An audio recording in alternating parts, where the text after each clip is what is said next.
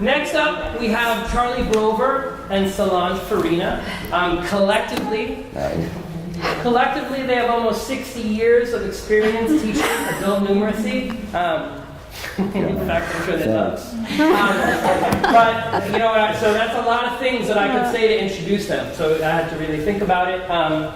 But I think the way that I know them is how I've chosen to introduce them. I first met them through the Math Exchange Group, which is a teacher circle, which was teachers coming together to understand and think and do math with a focus on problem solving. They inspired a generation of teachers in New York City, myself being one of them. So thank you guys for that. They were also a really good model for me, especially in my beginning years. They were a very good model for people who were smarter than me, who were genuinely interested in things that I had to say about things that they knew a lot about, which was a gift that I didn't fully appreciate, but is a gift. We don't have that as much. And so they were that for me and many people. Now we all talk about that as our founders. They've also been they have had a career dedicated to focusing on numeracy in adult education and social justice. So their statements. Solange, English is the 4th language she learned as a kid. She has dived with hundreds of sharks. And she was offered and refused a job as a makeup artist for Madonna's True Blue tour. Charlie was gassed by the police at the Chicago Democratic Party convention in 1968. He won the men's singles tennis championship in the Manhattan Leagues, and he became a Mets fan when he moved to New York City. Ladies and gentlemen, put your hands together for Charlie and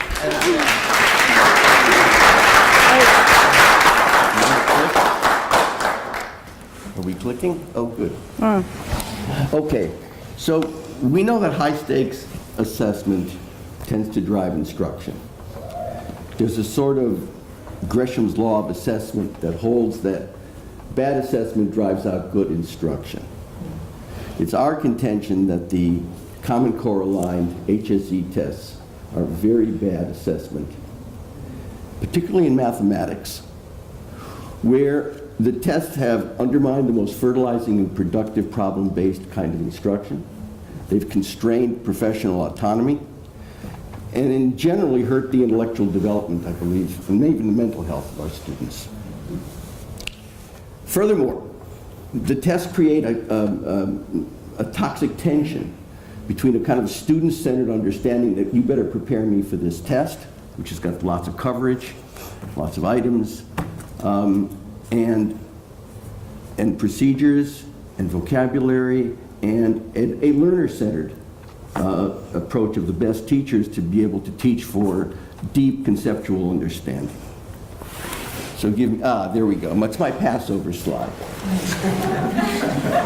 So the rationale for the HSE test reflects a widespread and pernicious myth, now weaponized by the Common Core, that in matters of assessment, harder is better. You'll notice the Pharaoh, this is an early literary example of speed up. But the Pharaoh also wants to have rigor because he believes deeply that the slaves are lazy. Yeah?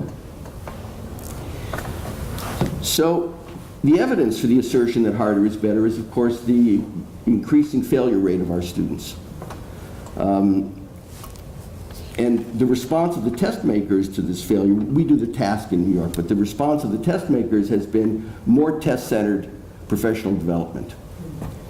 And the question that Solange and I want to pose is this: do the Common Core aligned tests also fail to support the education of our students? So here we go. This is the pass rate. This is the sad experience of the task in New York State.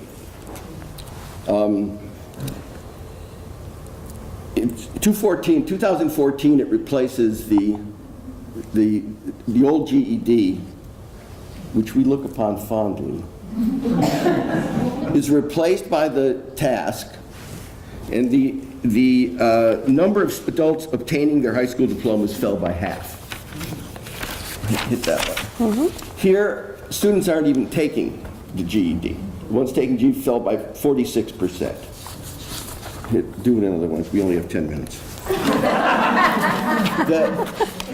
Here, of course, here the subsets are disaggregated, and you can see that the real gatekeeper here is mathematics, right? The average of all the other subsets is, the decline is about 4%. In math, it's 4 times that. Yeah.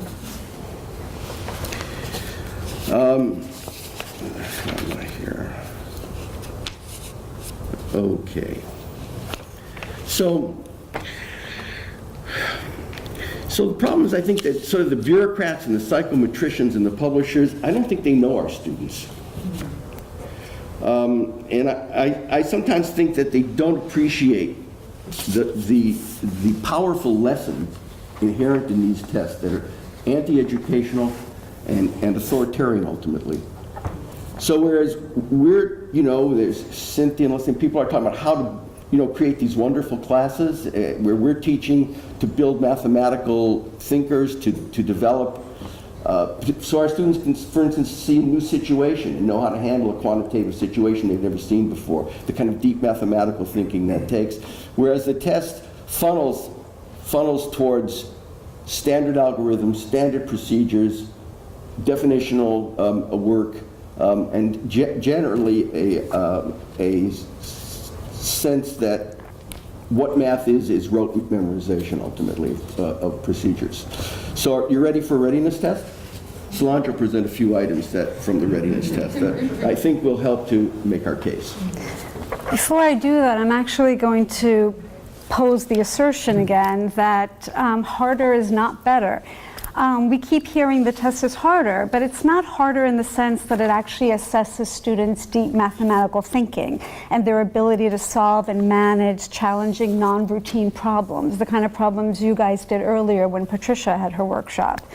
But it is harder in the sense that test takers require a much wider school-based vocabulary and need to be very familiar with a lot of math topics. So despite talking a lot about depth of knowledge, we think the task knowledge puddle is 1 kilometer wide and 1 centimeter deep. Taking the test is like playing Trivial Pursuit with high school content areas. The items tested feel really arbitrary in both scope and specificity. In response, test makers give us a list of all the likely topics, but what they're actually doing is taking the curriculum away from the hands of teachers and programs and grabbing it for themselves. So now I'm going to show you a couple of problems. The first one, we're just going to have you read and not solve. Again, we only have 10 minutes. But I'm going to ask for a show of hands. How many of you actually teach formal proof and theorems in your class? Yeah, 0. We don't either. But this is modeled on a real question.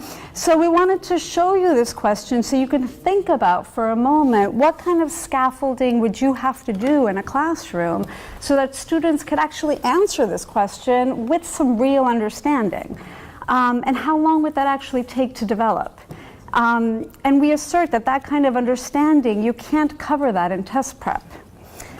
Now we're going to look at another question on function, which is an area that I think a lot of us actually do devote a lot of time to. Presumably, we teach students how to look for patterns, do input-output, X and Y tables, think about linear relationships, quadratic functions. We ground their algebraic thinking on generalizing and modeling. So with that in mind, what's the answer? What do you guys think? What do you got? Are we stumped the teachers? 10. Who said 10? We got a 10. Everybody have a 10? That's very mathematical, and now we're going to ask you to be more definitional. I heard another answer.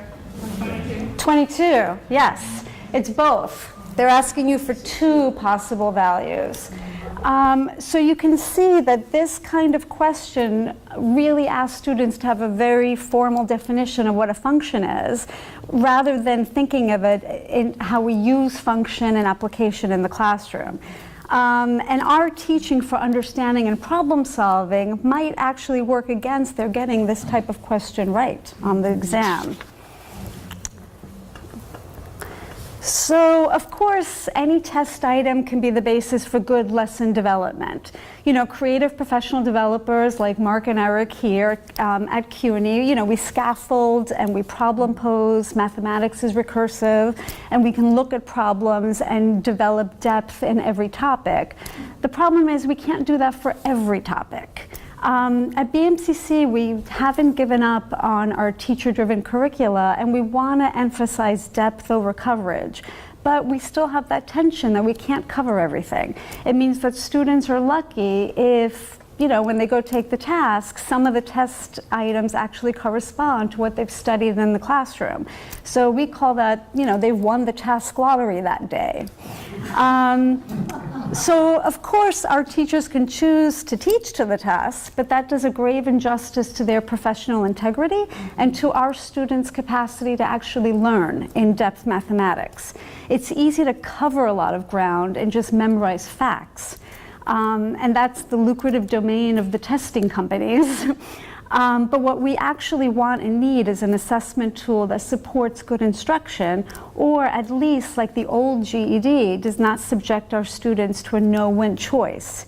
They either have, you know, they either face a radical lack of correspondence between their curriculum and what's on the exam, or they get a diluted standard of knowledge.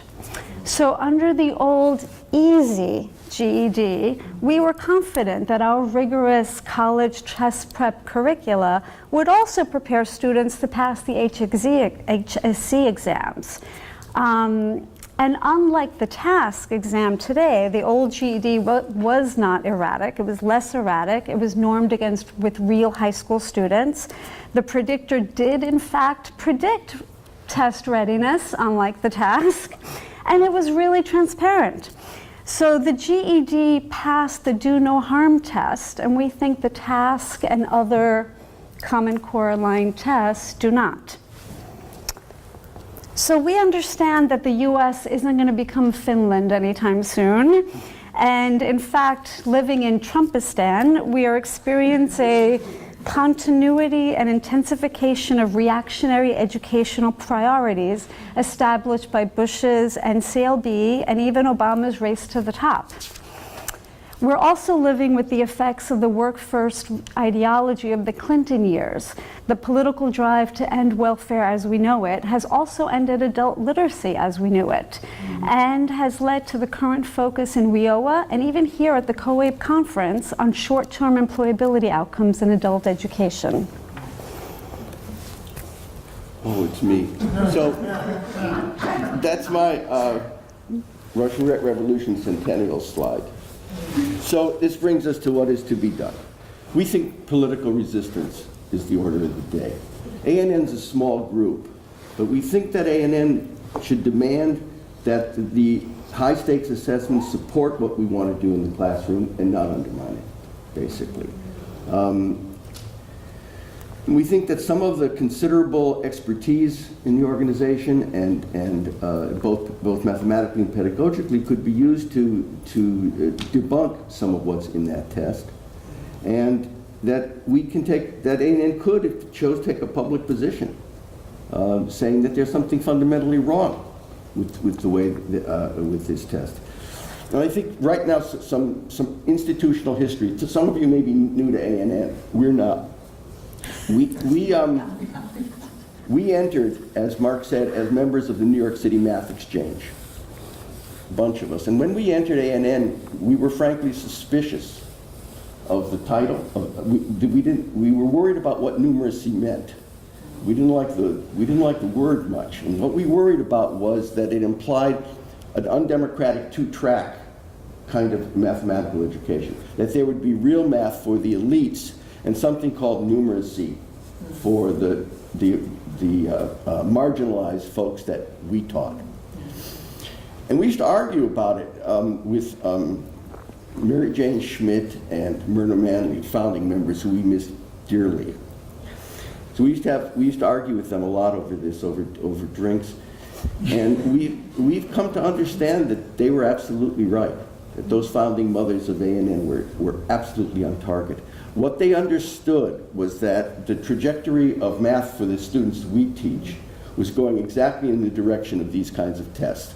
Lots of symbolic manipulation, lots of procedures and rote memorization and a sterile understanding of what mathematics was. And what they wanted to do was struggle for a mathematics that would be problem-based and it would be relevant to students' lives. And that's the struggle I think that we would want to continue. So in our view, A&N should go back to its roots in numeracy theory and re-examine some of the works of mathematicians like Igo Gal and Lynn Arthurstein, Paul Cobb, and other math educators who have argued for the priorities of numeracy and applied math. We are behind the colleges that are starting to recognize that facility with symbolic manipulation isn't really necessary for every single student. Not everyone has to be a whiz at factoring polynomials.